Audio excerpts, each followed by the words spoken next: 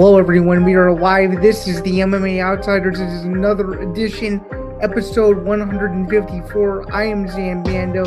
He's Jack Gold. It is Thursday afternoon. Jack, how are we doing? Feeling good. Had a long weekend of travel to get back here, but ready for this MMA Outsider show for back-to-back pay-per-views. Well, technically, it's back-to-back number or premium events, if you will, because at least for us in the United States, we're no longer in the pay-per-view era. But for everybody else, I guess, as you could say that. And yeah, that is a perfect segue into what we're going to be discussing today. Before we get into anything today, though, please be sure to like and subscribe to the Empty the Bench Podcast Network. You can do so at youtube.com/ETB Network. Very easy to do. Just hit that subscribe button, hit that like button if you're watching in this video on any of our YouTube channels, whether it's the ETB Network YouTube channel, my YouTube channel, or of course Jack Gold's YouTube channel as well. Also, if you happen to be coming across this for the first time and you like what you're hearing, please be sure to like and subscribe. It helps us out, and it tells the algorithm that you want more content like this. So please help us out on that front. Then again, of course, for those of you who don't know me at all, I'm Zain Bando. I'm a staff writer for MMAKnockout.com. Jack Gold is a bit of a jack of all trades and an independent MMA content creator. He's on the road a little bit more than I am. We were both on the road this past weekend for two totally different purposes. Jack, before we get into the show, how was everything just in regards to your commentary duties? And can you just kind of tell me and the viewers a little bit more about it, as I am clearly an outsider when it comes to pretty much some of the things you do, because some of the things you do are very different than some of the things I do. So please enlighten me on what that experience was like and just kind of what you took away from it. Man, what I will say is thank you to our mutual friend, Harry Mack, for making it happen. He reached out to me to do play-by-play for CSE, the Gauntlet one in Brooklyn, New York, at the New York Fight Club. Luckily enough for me, my color commentary partner was Matt, the Steamroller Frivola, staple of the UFC, awesome guy. It was a really great night. I had a lot of fun. There was a lot of fun action. The MMA fights were great. We had some pillow fights on there, and it was a great experience, and I hope they have me back. But a little show here. I just wanted to show, I don't know if you've ever seen pillow fighting before. I don't think I have. I've seen Kara-jitsu. I don't think I've ever seen pillow fighting, though. So now, let's just take a little look here.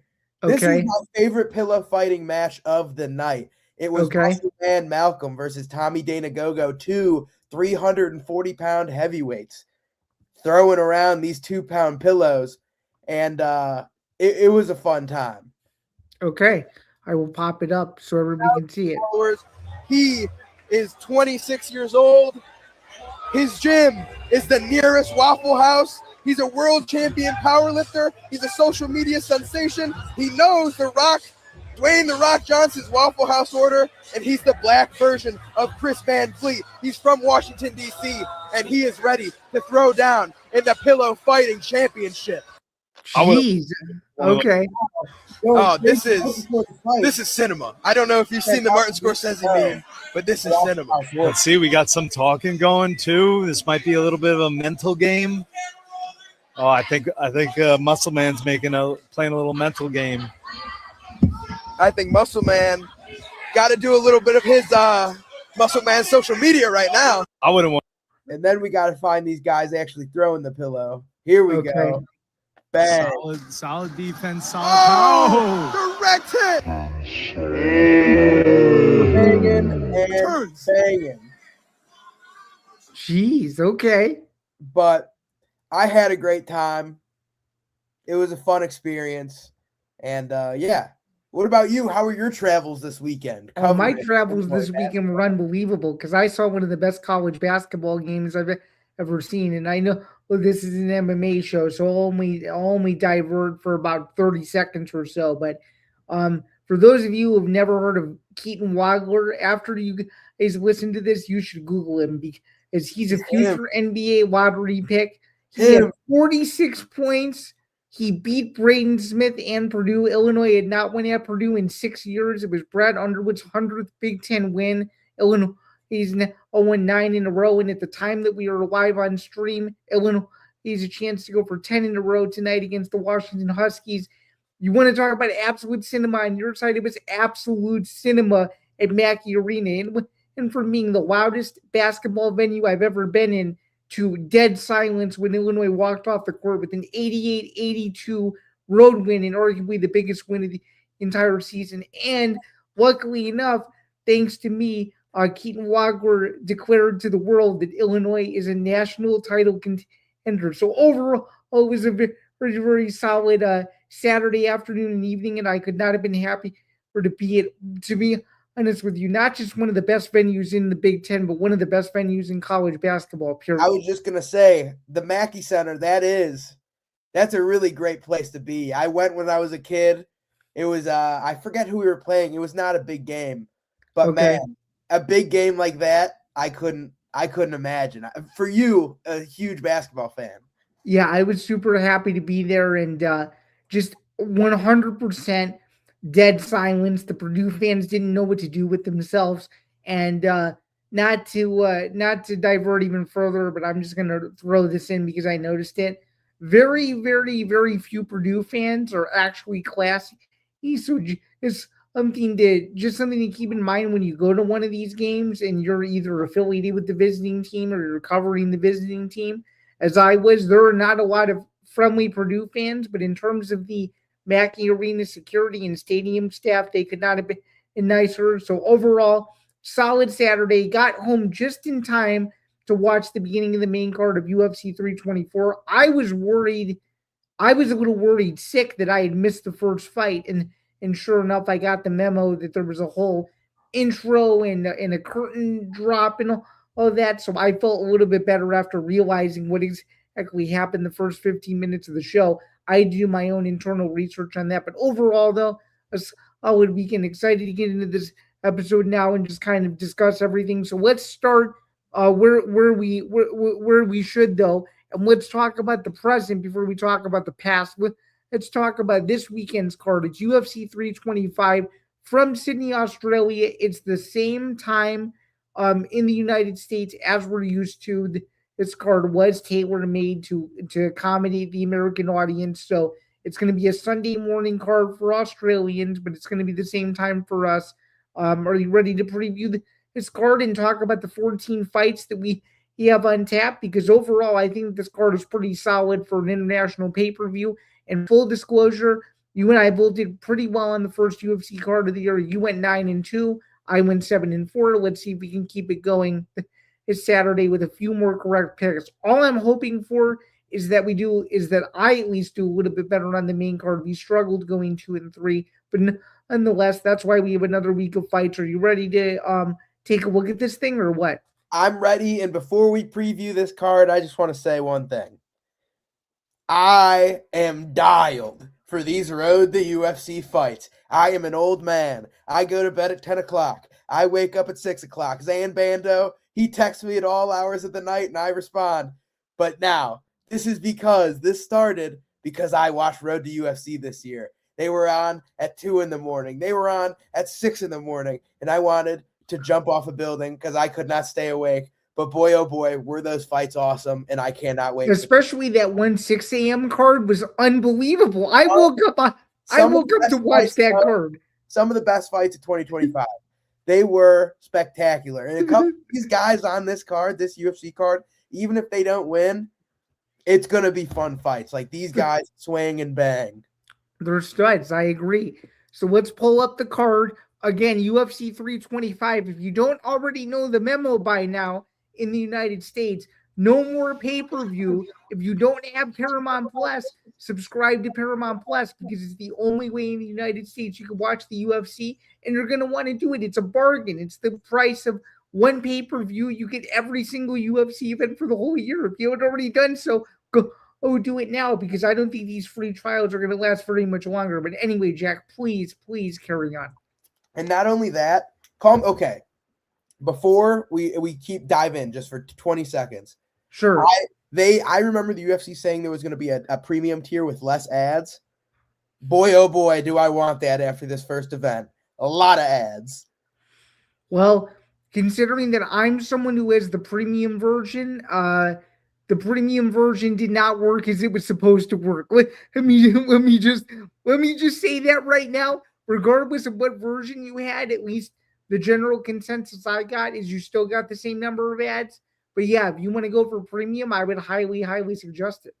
Yeah, I agree. They need to dial in there. But starting off for the 125, the flyweight tournament championship, we have Aaron Tao, the former UFC Contender Series alum. He fought Elijah Smith, who is very good, taking on Namsari Bayar. Now, this is a pick'em fight.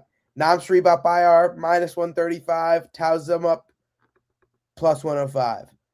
I'm pretty confident here that Namsari Bayar will get the victory. See, I disagree. I think that even though Aaron Tao doesn't have formerly UFC experience, he does have Dana White Contender Series experience.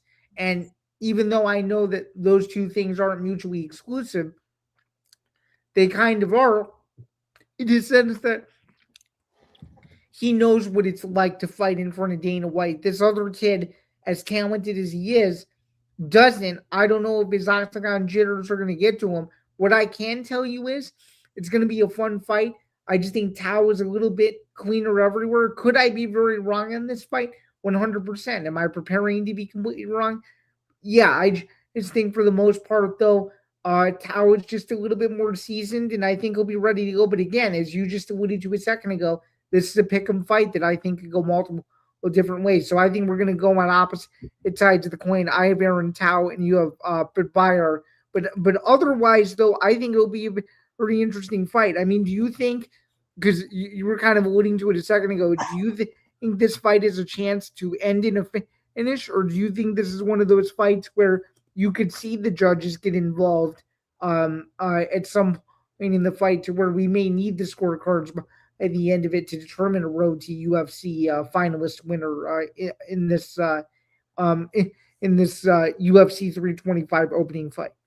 See, I think if Aaron Tao, I think Aaron Tao can win by decision. I don't think he's going to finish by Bayar. That's what I'm picking. I'm picking Tao by decision more specific. The reason I'm picking Bayar, I was gonna pick Ugualali as my champion. He looked super impressive, and then Bayar made himself look super impressive against him. But tell me if you agree. If those two guys fought 50 times, I think you're looking at a potential 25-25 split. That's how good both of those guys are. Would you not agree with that? I agree. I do agree. I think this is the best season so far of this show. But the reason I'm taking Bayar, Aaron Tao is strictly a striker. He's only 5'4". He's a little guy for flyweight. Bayar is 5'6". He's big. He's got a bigger reach, and he is he's dangerous on the ground. It doesn't have to be submissions. He has good power. His ground and pound's nasty. I think this is going to be a really, really fun fight, but I'm taking Bayar by submission.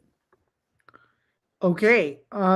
Yeah, again, I think it's one of those fights where it could go multiple different ways. I could easily see a finish, but nonetheless, though, I think it has a chance to be a very entertaining prelim opener. And for people who don't know who either of these guys are, you could be introduced to one or two guys that, some of the newer UFC fans that maybe you just started watching a week ago because of this Paramount exclusivity.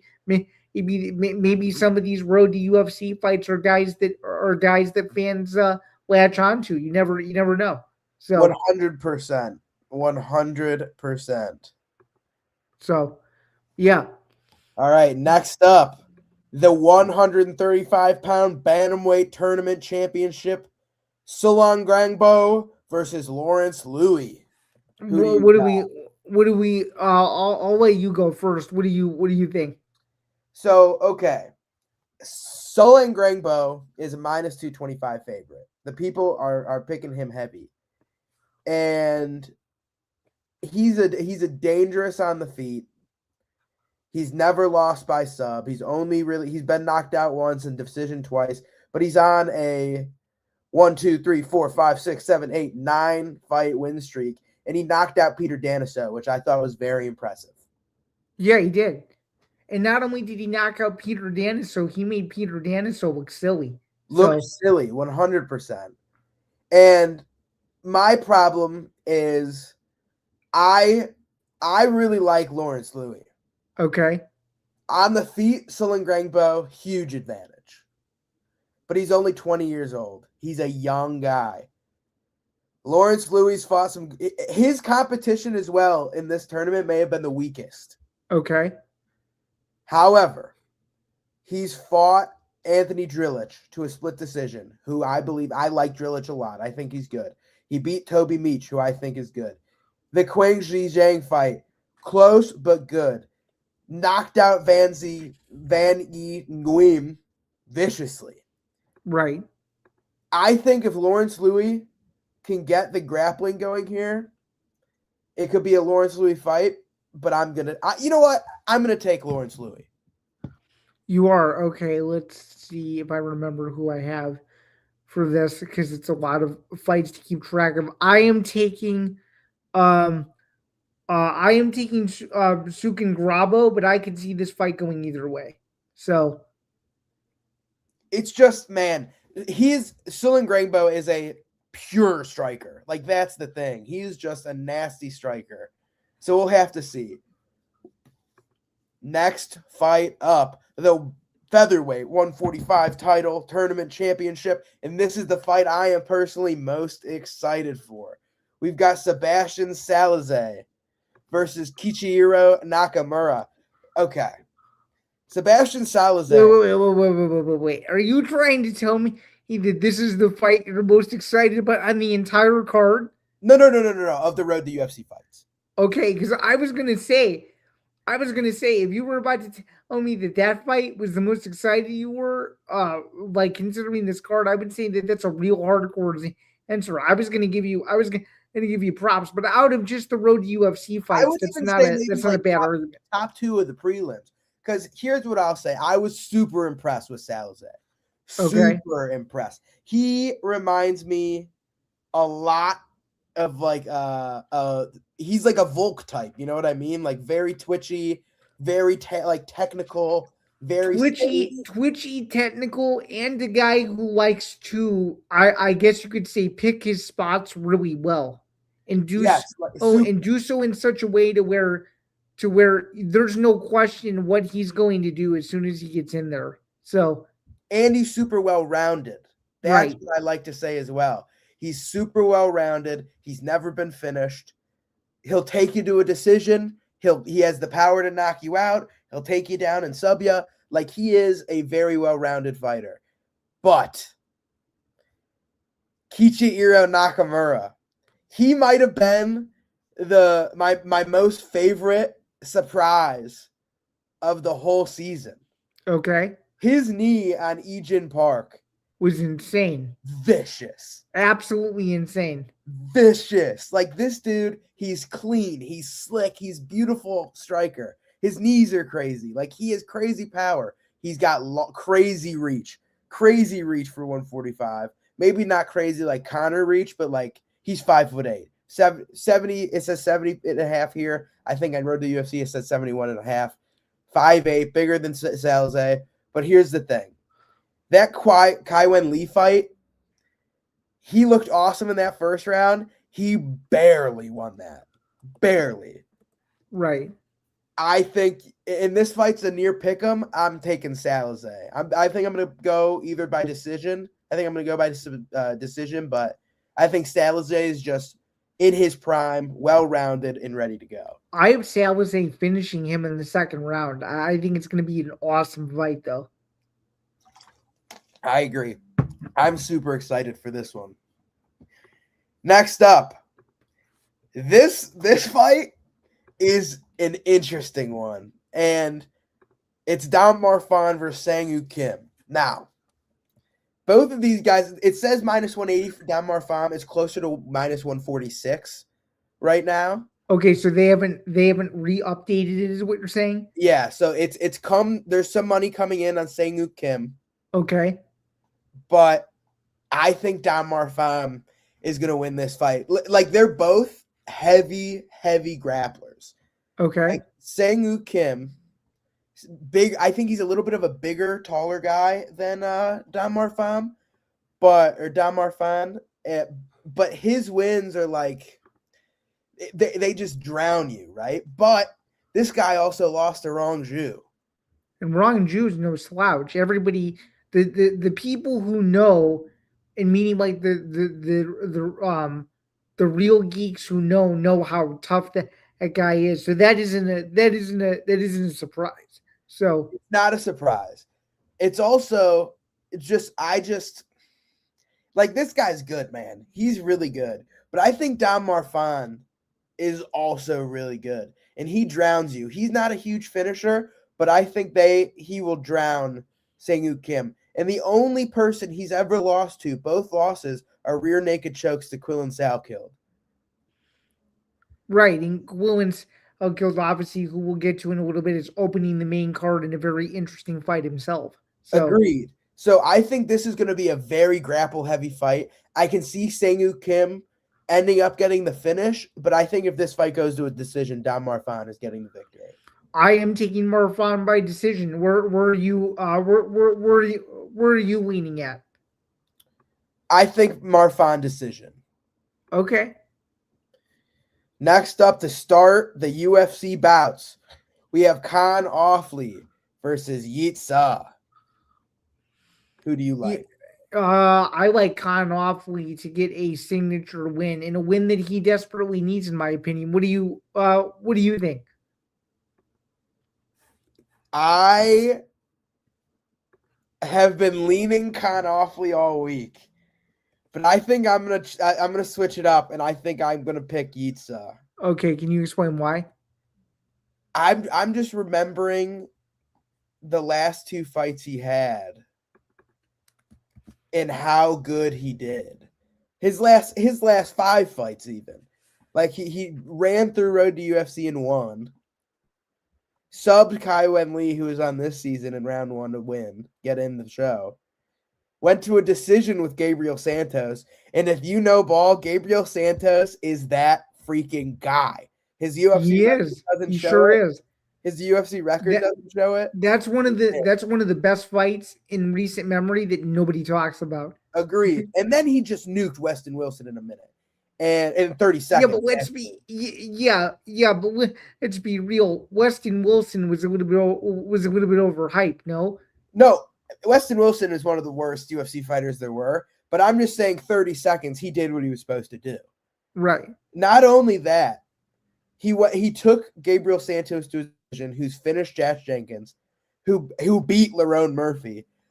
And if you watch Contender Series, Gabe Santos finished Jose Delano and Marcio Barbosa, 2 of the highest hyped guys coming in this year. Right. And he beat Elvis Brenner. So it's like, if all by finish. So are you telling me, not Brenner, but the other guys, if Yeet Sa went to a 29-28 with this guy, I think he's going to be able to beat Khan Offley. Okay, so we disagree, but do you at least think it'll go the distance? What do you think? I think it probably will go the distance, but I can see Yeet Sa getting the finish. Okay. Next up, a fight that I am having a lot of trouble picking: Jonathan McAuliffe versus Oban Elliott.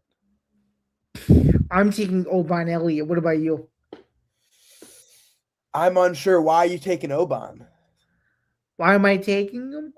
I just think McAuliffe is going to be susceptible to something, and he's going to rush into something and be winning most of the fight and get caught. That's what I think. Interesting. I think it's going to be one of those fights where all he has to do, Jack, is coast, and he forgets that he's coasting, and he gets knocked out. That's what I think. Interesting. I'll pick Jonathan McAuliffe. Okay. I think he's got the capability to get this done, and he's got the range on him. That does play a factor, doesn't it? And I think he's going to out-grapple him. I think that's going to be the biggest thing. Fair enough. Next up, we have Jonathan Mamba Malkoun versus Torres the Punisher Finney. This is a fight where the odds are wrong. This is going to be a Torres Finney knockout. Really? Well, what makes you think the odds are wrong? See, I disagree with you, and I think Malkoun is going to be able to weather the early storm and win a decision. Why do you like Torres Finney on Saturday? Listen, I've got eyes and ears inside the Finney camp. Okay. And DC is the best thing to ever happen to Torres Finney. Okay. Torres, he wasn't locked in last year. He was wishy-washy. He was thinking about other things. This year, he's dialed. He's training with the other goofy. He's training with the peak guy who fights like him. He found the guy who's like, okay, who has been smaller than everyone that he's ever fought? Daniel Cormier. Who's a great wrestler? Daniel Cormier. Who has some of the nastiest ground and pound, maybe not most vicious, but just tormenting ground and pound in MMA? Daniel Cormier. And who has been able to knock out the greatest heavyweight of all time on the feet? Stipe Miocic. Daniel Cormier. And now you have a guy like Torres Finney who is unlike anybody you can train for. He's 5'8". He doesn't have a neck. He's got a bowling ball for a head. His torso itself is 150 pounds. Each leg is a tree trunk. He's got the reach of a 6'5" man. He was a freak football player. He used to weigh like 240. In speaking to Cam Rouston, he said it was so awkward fighting Torres Finney. Okay. Couldn't get a hold of him. You can't really control a guy like that. Now, I can totally understand the Mamba weathering the storm, shooting takedowns, yada, yada. See, that's exactly how I think the fight's going to go, though. No, I agree. I can see that too. But I think Torres is going to he has such powerful top control. I think he's going to be able, and Mamba Malkoun is the smallest guy he might ever fight. I think Torres can knock him out on the feet. I think he can reverse him and knock him out on the ground. I think this is going to be a Torres Finney KO. Okay. Confident. Lock of the week. Oh, okay. All right. Hey, I got to say, every week there's always the one fight that sneaks up on you that people least expect. I mean, given what you just alluded to and given what's already out there, again, none of it would be a surprise either way. Again, there's a lot of even fights on this card to where the odds maybe don't really show it, but the hardcores know how competitive some of these fights are, and I think that's what makes it very interesting. So, I love it. Next up, Cam Rouston versus Cody Brundage. We don't have to break this down. Give me Cam Rouston by finish. Yeah, this one's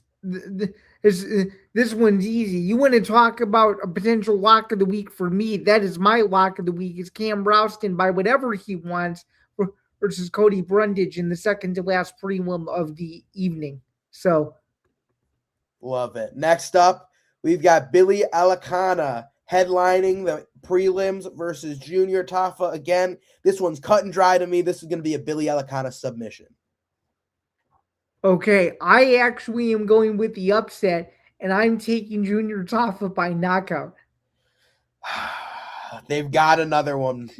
They got another one, guys. The Tafa brothers caught him again. Listen, if you're losing to Tuco Tokos, I'm taking Billy Alicana. Fair enough. It's not like Tukos was all world, was he? So oh man. Now, starting the numbered event, we have Quillen Salkill, mate, versus Jeremy Malarkey. Quillen closer to a minus 1,100 favorite. 1,100 favorite. Minus 440 to get a finish versus Jamie Malarkey. This is a massive spot. And if he loses, he will be officially cursed. He has to fight minorities. He is the minority. If this white man knocks him out at plus 500, all hell will break loose. Even Quillen himself said if he loses this, he's finished. He's racist. So you're not going to believe this. And this is a mic drop moment. and I think we're gonna have an early candidate for upset of the year. See, I don't think so. I think Quillen is good enough to dial in and get this dub. Like, I think I've been a Quillen denier. I've picked against Quillen. I picked Nazareth Hakparas pretty vehemently last time. I picked Yanal Ashmuz pretty confidently before that as well. I just think he's shown, like, Quillen's last 5 fights, Dom Marfam submission, Gage Young decision, Anshul Jubilee first round knockout, decision Yanal Ashmuz, head kick Nazareth Hakparas. I can see this being a Quillen style kill decision. Okay. And what makes you say that is more specifically, maybe for the people that don't know either of these guys, and why the odds are as wide as they seem to be? Well, Quillen is very popular online, let me tell you, because his first UFC fight, he became known as the Redeemer. And if you don't know, Anshul Jubilee, the first Indian male, the one of the only, I don't want to say the first, but the only Indian male in the UFC. He was talking crazy. He was saying he could beat Khabib. He was saying that he was the best in the world, which, like, obviously, yada yada. And Quillen came out there and knocked him out in 15 seconds. And then the whole world was saying, "Do not redeem," and he redeemed it. And then he fought Yanal Ashmuz. Yanal Ashmuz is from Israel. If there's a pattern here, the online hatred is pretty heavy on these groups. Next fight was Nazareth Hakparas, who's from the Middle East. That's 3 in a row. So now a lot of people online are praising Quillen, and they love Quillen for this. And I like him. I like Quillen, but I don't understand the weird racism aspect of it. Can I explain it to you? Yeah. It's because MMA fans are very different. There's a sector of MMA fans that care about only fighters from their country of origin. Okay, so let's actually divert this, because there's been tons of videos made, but we haven't really spoken about this. So I think there are 4 tiers of MMA fans. I'm just gonna be completely honest, and one of them are the people who single-handedly only root for fighters that they have a personal, either cultural or country of origin connection to. That's one. Then there's the tier. This is in no hierarchy order. It's just off the top of my head. Then there's the next tier of people that will only show up when the fights have some sort of name at the top, whether it's like a Volk this weekend, like a Taporia, like an Islam, stuff like that. Then you get like a Patty. I couldn't believe how many people I know don't watch UFC posting about Patty Pimblett. Yeah, I was amazed myself. Then you have the tier 3 people that are the hardcores that will watch everything. Then you have the tier 4 people that come around once every 40 years when they think, oh, McGregor's coming back, and he never comes back. So I think those are the 4 tiers of MMA fans, but one of them for sure has to be exactly what you're describing. People that only root for or try to spin a narrative that doesn't exist or doesn't make sense because it's related to their favorite fighter's country of origin. So, and I'm not trying to spill race into this. I'm just saying what I've seen online. There are tons of people that are 1,000% like this. So everything you're saying is 100% valid. And I just think it's odd. However, back to the fights. I do think Quillen is a cool guy, and I think he's a good fighter, and I think he's going to win this fight. Okay. You got Jamie Malarkey. I do. And again, I'm very prepared to be wrong. I'm very prepared, to be honest with you, to have this card not go as well as I would hope. But the next fight, hopefully this is one where I feel extremely confident in. And if somehow this fight doesn't go the way I think it's going to go, I'm going to be so disappointed. So, who do you got? Taliesin Teixeira. Interesting. So it's tied to Ivasa's return off of not ideal losing streak. versus Taliesin Teixeira, who's also he just lost to Derek Lewis, right? He hasn't fought since then. Yeah, he got viciously knocked out. Yeah. Mm-hmm. And the problem with Ty is Ty's last win was also Derek Lewis, but it was February 12th of 2022. And which is a fight that, by the way, I don't mean to make this about him. I think that's a fight that Steve will do it win a crap ton of money on, because he's still pretty good friends with Tai Tuivasa. But I digress, and please please continue. And if you look at Ty's career, it is one where he's had a resurgence before, and it's one of those weird things because he finished over Rashad Coulter, finished over Cyril Asker, decision win over Arlovsky, knockout to JDS, lost to Blagoy, lost to Spivak, comes back after a year layoff, knockout of Stephen Struve, who is dead scared of him. Stefan Struve, who is dead scared of him. Then he knocked out Harry Hunsucker immediately, who was dead scared of him. How can you prove that both of those guys were dead scared of him? They were just they didn't throw punches; they were running away. Yeah, but what makes you say that they were scared? They could have just been nervous.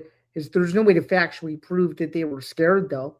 Okay, let me rephrase it then. You Sure. love doing this. You love being real nitpicky. What I mean is they didn't want none. They didn't want to be hit. That is fear. Fair enough. Struve was going, and then got domed on the fence. Same with Harry Hunsucker. Same with Greg Hardy, who rocked Ty. Which I was there. I was there. He viciously knocked out Greg Hardy into the oblivion. It was unreal. Then the next fight, Sakai, then Derek Lewis. All of those guys aren't great.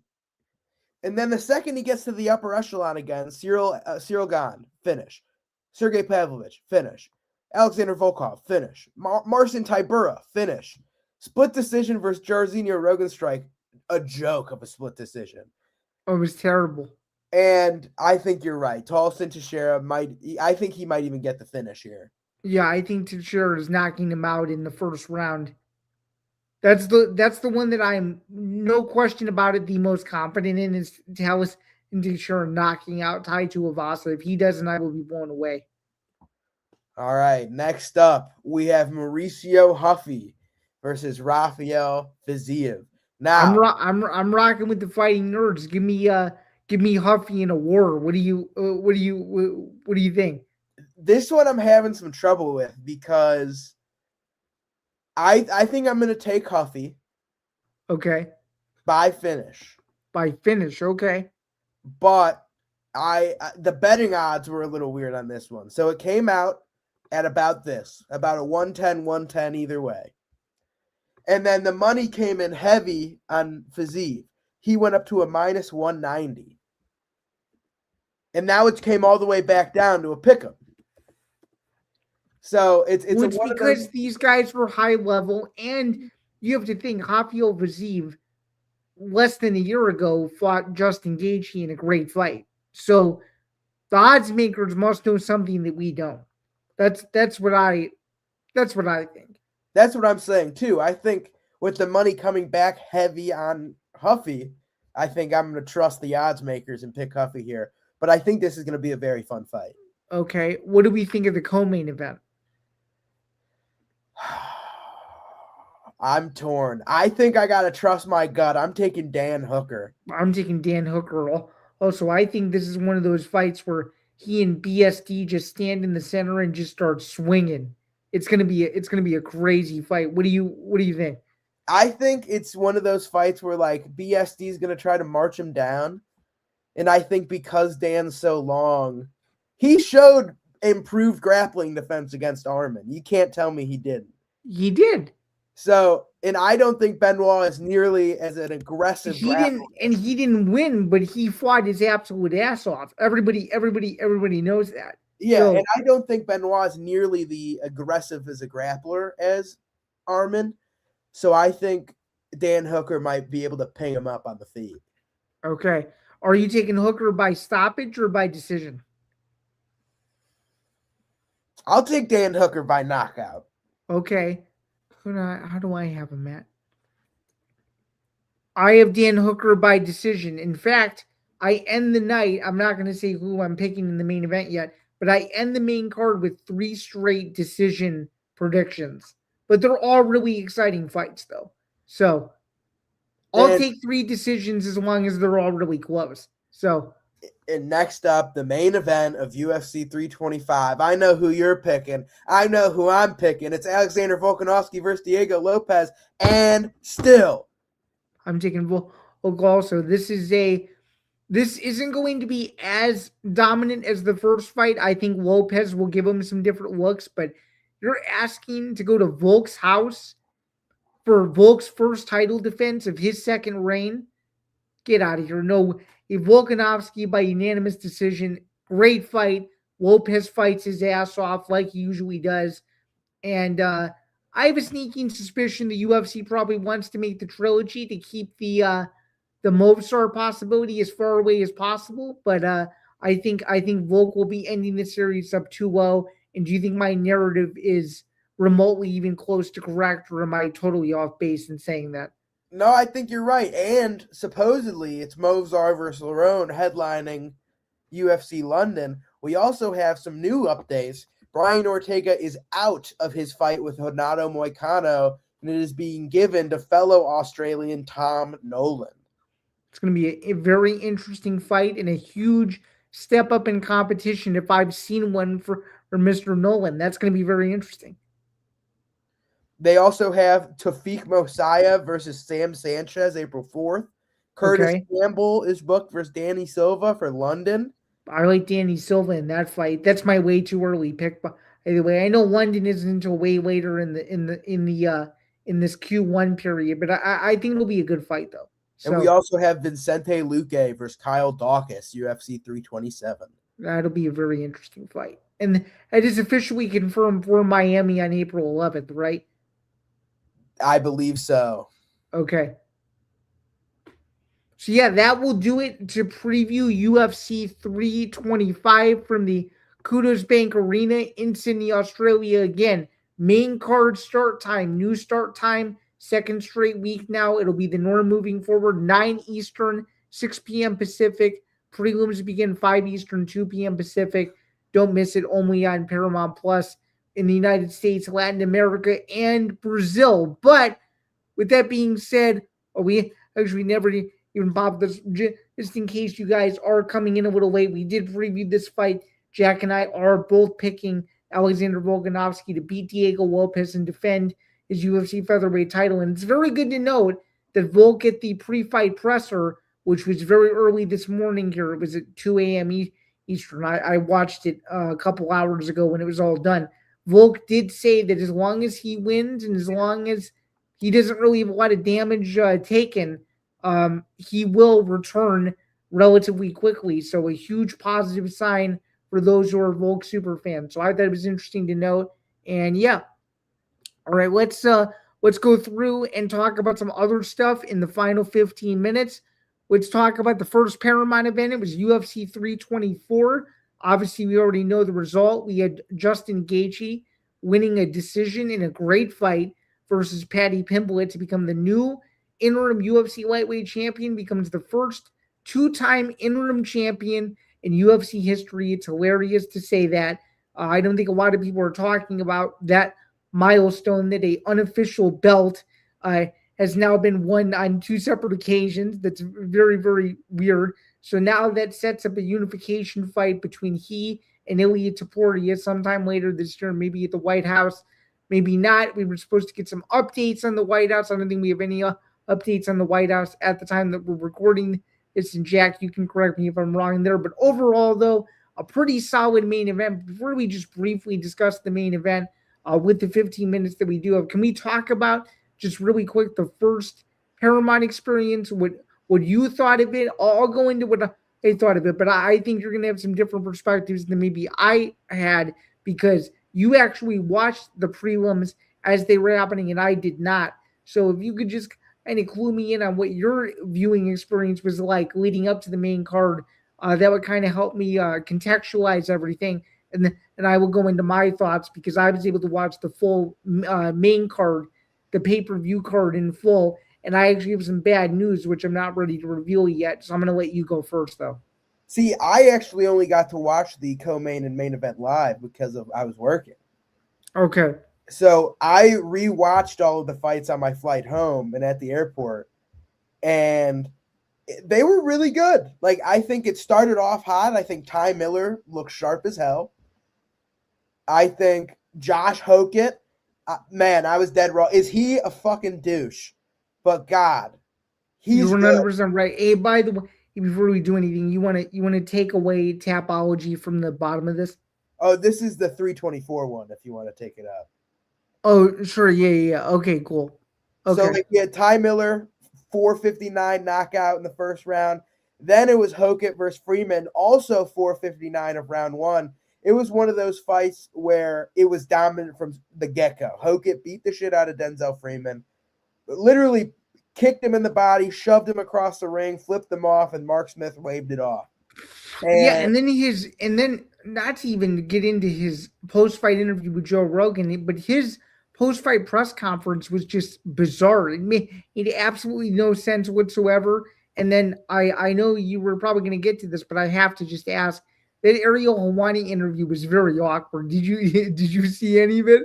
Well, Hockett's listen, as a fighter, dude's a problem. Like, he's an athlete.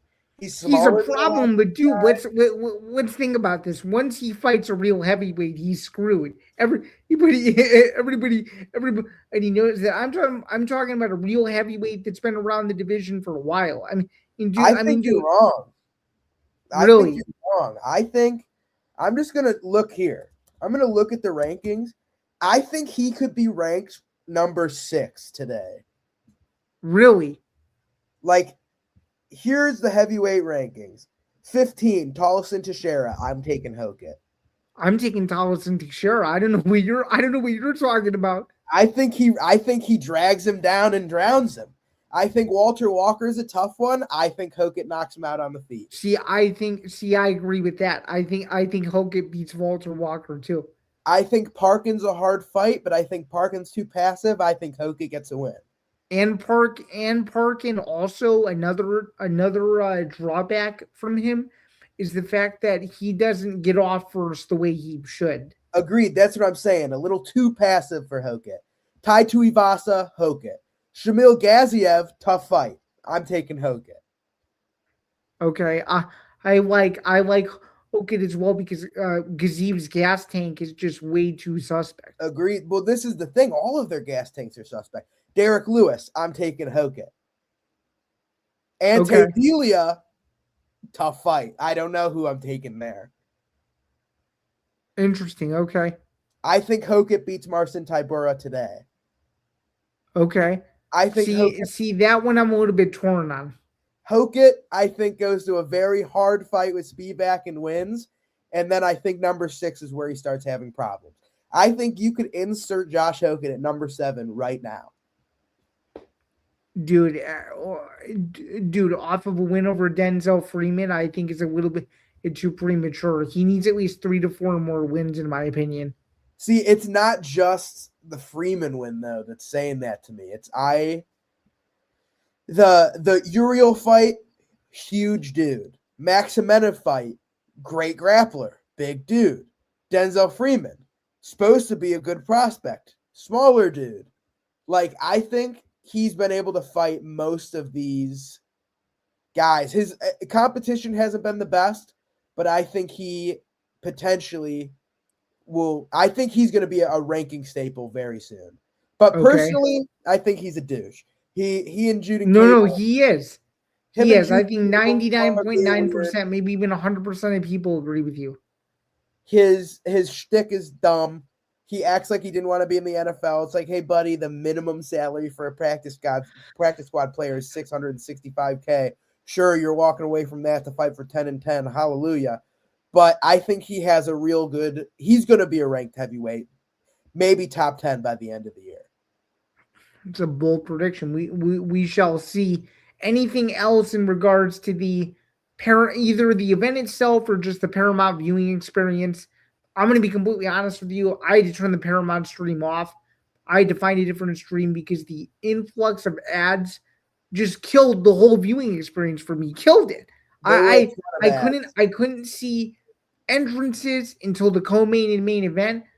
I couldn't see corner work. Like the whole thing was just an nauseating viewing experience.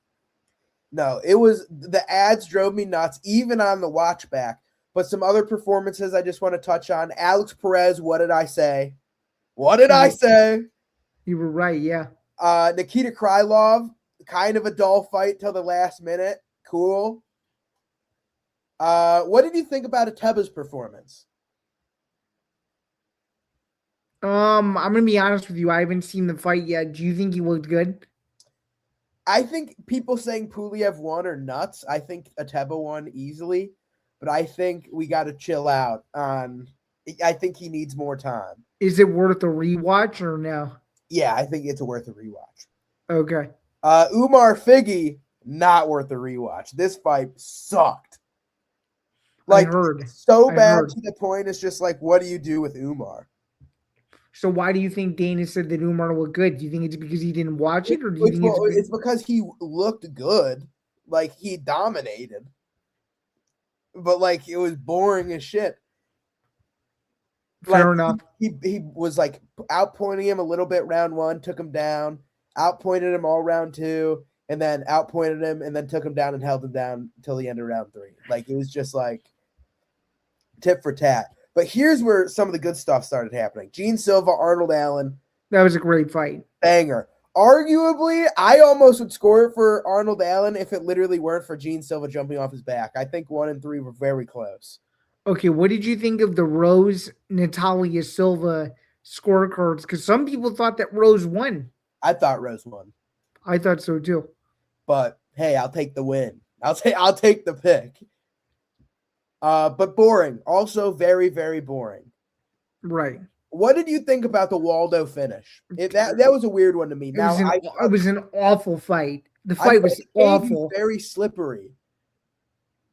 But to the point where Derek Lewis just falls on his back and gives up. I don't know.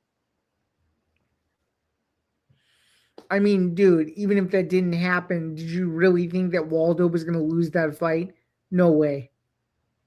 I mean, at that point, I'm saying at that point in the fight. He was going to win. Yep. He was going to win. Now, the co-main.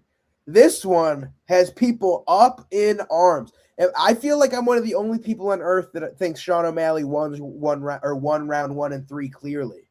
I think he did too. Everybody on Twitter and Instagram being Song. I think Sean O'Malley almost finished Yudong, which people aren't talking about. If he would have landed a few more kicks in round 3, he might have finished him. Maybe. I think Song was putting together some pretty good combinations. It might be worth a rewatch for you and some other people because he looked really good in the third round. I know round 3 round 3 was obviously his, but I think it kind of felt like Song just thought he won round 1 and 2, which he did. Okay, yeah, it was a weird one. Okay, do you agree that so this is how I scored the main event? I had Gaethje winning rounds 1, 2, 4, and 5. I had Pimblett 3 and 5. So I thought it was 48-47. And I see a lot of talk about eye pokes, and man, was Gaethje fighting dirty. But I don't think it was to the point where it was like Patty kicked him right in the cock twice. Like they were both following each other. You know what I mean? Yeah, well, there was one eye poke that was glaringly missed, though. Yeah, blatantly. Really bad. But it's now, I'm not saying it would change the entire complexion of the fight, but it would have been very important. I agree. I would be tending. I'm okay with them. I would have been okay with the point taken if they would have given Gaethje round 5. Because Gaethje deserved to win that fight. If Patty won that fight on a point deduction, I would have lost my shit. That was Gaethje beat the piss out of him. But to Pimblett's credit, tough as nails, Great Tough fight. as nails, super classy afterward. Super He even classy. said if he wanted to lose to one guy, it would be Gaethje. Like, he said all the right things. It was pretty cool. Fantastic fight. But what was the fucking game plan? Where are the takedowns, dude? Your best asset is grappling. Fucking grapple this guy. He probably thought he could knock him out.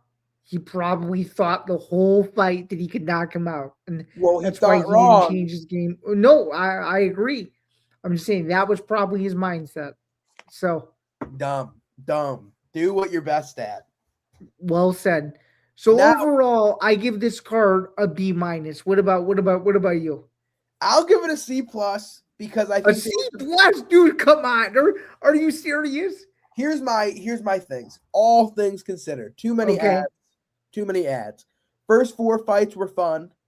Then it was dull for a while. Then we had a Okay. really good fight with Gene Silva and Arnold, and then it was dull for a while. And then the main event was awesome, which really saved this thing. But if we're thinking good cards, like C is average. I think with 4 good finishes and a great fight in a main event, we went 50-50. We bump it up. We're looking at a C plus. I'll even give it a B minus because Okay, the so main you event was are good. so you are agreeing with me to an extent. That I'll it was, no, I think it was close. Like I think it was just like a great main event, one of the best fights I've ever seen. Like, was it competitive? Like the most competitive? I don't know, but it was hectic. It was just chaos the whole time. The Arnold Allen Gene Silva fight was very fun. The first 4 fights of the night were very cool finishes. Just the rest of the card was dull. I'm expecting a better event this time around.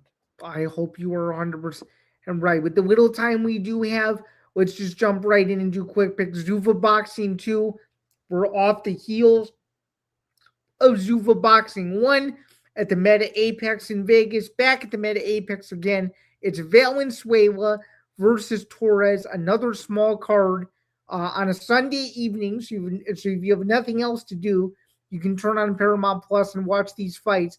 I went 6-2. You went undefeated. What are your quick picks for Zuva Boxing 2 this Sunday from the Meta Apex in Las Vegas? Who do you got? I'm gonna take. I'll go Jose Valenzuela. That looks like who the UFC wants to win. I'm taking him to. There's no way I'm not picking against Boachuk though. Boachuk is a beast. I'm taking Boachuk as well. I'm gonna take Alexander Godzik. Okay, I'm gonna take him as well. I'm gonna take Jaleel Hackett. I'm taking Hackett as well. We might actually end up having the same picks. So I'm gonna pick Oscar Perez. Okay.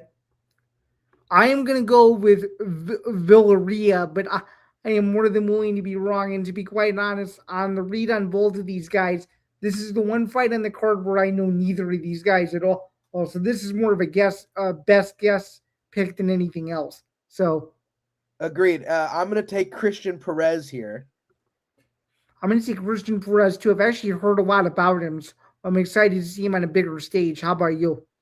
I know nothing, but I like it. Okay. I'll go with.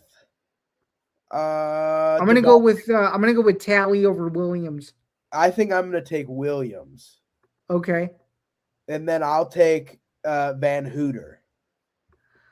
Okay, I'm gonna take Van Hooter as well. You want him by decision or you want him by KO? I think they're all gonna be decisions. All of them? Every single fight. Besides Bohachuk. So Bohachuk is gonna be a knockout? I think so. Okay, so what are the only two we disagree on out of all these? We disagree on Oscar Perez and Villarreal and Devontae Williams and Jamar Talley. Okay. And speaking of boxing, final topic before we get out of here, just really, really quick thoughts on this. Tyson Fury announced that he's coming back April 11th on Netflix against a dude I've never heard of. Is this a layup fight? What do we think here? I don't think so, man. You gotta know. I can't remember his name now that it's the top of my head, but I think it's like Arslan Bekmuk. Blah, blah, blah. It's on the banner, my guy. Oh, here we go. Arslan Bekmambetov. He's no joke. Like, he's lost before. Like, he lost to Agit Kabayel. Are you popping it or no? I can pop it if you want me to. Here, let's pop it. Sure, but I know him because he just fought Dave Allen. Oh, that's a fight I did watch. Yeah, I remember. To be a big fight. I remember. Yeah, so he beat up Dave Allen pretty good. And I think it's supposed to be like Tyson Fury comes out, gets revenge for the boy, and I think he will win. But I don't think this is an easy fight by any means. Okay, do you think he knocks him out though, or no? Yeah, I think so.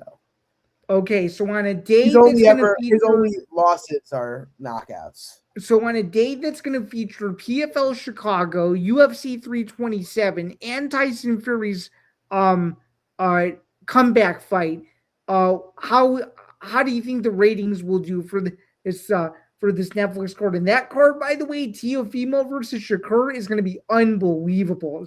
I know. I want to go over the quick picks too. I know we're running late here, but there's a lot of fights this weekend. Okay, who do you got? I like Shakur Stevenson. I think I'm taking Teofimo. I hate Shakur Stevenson. Oh, you hate him? Okay. Hate him. I think Keyshawn gets the win, and I think Bruce Carrington gets the win. Yeah, I like Keyshawn also. And who do you like? Carlos Adames or Austin Williams? You haven't told me yet. I'm gonna take Adames. By decision? Yeah. Okay, and you like Bruce Carrington? And then I like Bruce Carrington, I like Jarrell Miller, and I like Ziad El Mayouf. Okay, so the only fight we disagree on is the main event. So, by the way, that's on DAZN. If you guys don't already have the DAZN bundle plan or whatever the hell it's called, you can get that, and Teofimo versus Shakur is included, and you'll save like $70. So it'll probably end up being worth it if you want to watch it legally from. I think is that fight in Brooklyn, New York? I can't remember. It is in Madison Square Garden. Oh, that's gonna be awesome. Hopefully, it's on before the main event for UFC, so I can watch both. And lastly, last thing for me, I just want to say congratulations to my dear friend Nathan Rivera. He is a full-time fighter as of today. Congratulations to your boy. It's good to see. Excited to see what he can do at the next level in the next couple of years. It should be fun. And by the way, my former, and this is a plug. This is for later in the winter. But my first ever Brazilian Jiu-Jitsu instructor, his son is fighting for a world title in APFC in March. So I'm excited to see that.